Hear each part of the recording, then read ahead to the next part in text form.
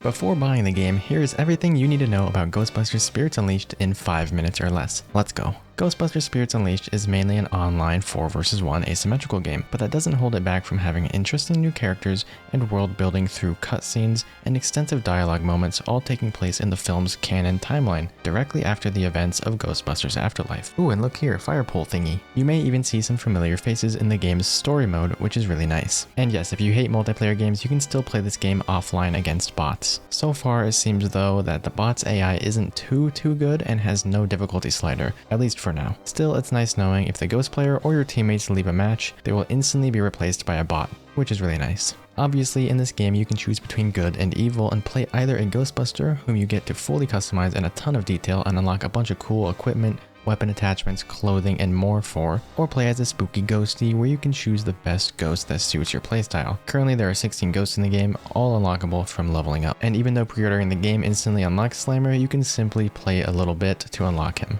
Speaking of leveling up and unlocking things, currently leveling up is extremely easy in this game, and yes, even bot matches reward the same amount of XP. As of writing this, I have 6 hours in the game and I'm already level 46 with almost all ghosts unlocked, so you really don't have to worry about grinding in this game, as you will have almost everything before hitting your 24-hour playtime mark, unless of course they change the XP gain amount. Okay, so you know about the small grind, the extreme amount of customization, the single player and cutscene/story aspects. Now onto how the game actually plays. And in case you were wondering, matches usually last 8 to 15 minutes. The Ghostbusters enter the match together and must either trap the ghost player 4 times or find 3 ghost rifts, destroy them, and then trap the ghost 1 time at the end. The ghost objective is to scare civilians, haunt props, and build up the entire map's haunt level. Each room can also be haunted up to 100%, which then builds the entire map's haunt level even more depending on the room's size. Once the map haunt reaches 100%, you must survive a short countdown and then you win. Besides being spooky, the ghost player has to hide and defend their 3 rifts, which are also their lives/respawn points. The more rifts that survive until the full map haunt makes the final survival countdown timer shorter.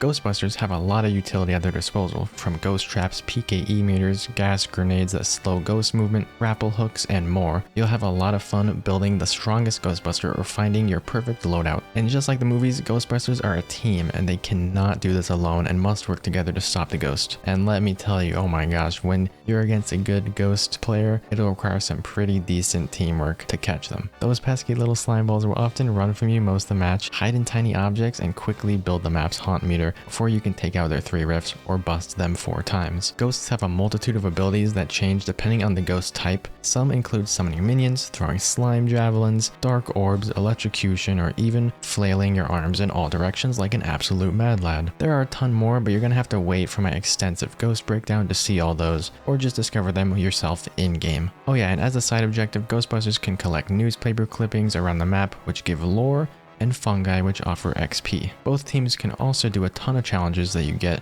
from the challenge clipboard in the firehouse. These give XP and cosmetics when completed. So far to my knowledge, the game has no in-game store to buy cosmetics, but who knows if that'll come in the future. Also, it doesn't really matter right now because there are a ton of cosmetics to unlock in-game. Anyways, that was my quick rundown of what you can expect when buying Ghostbusters Spirits Unleashed. If you enjoy my Ghostbusters content or anything else I do on the channel, consider subscribing and or leave a like and let me know what else you want to see. See you all in the next one.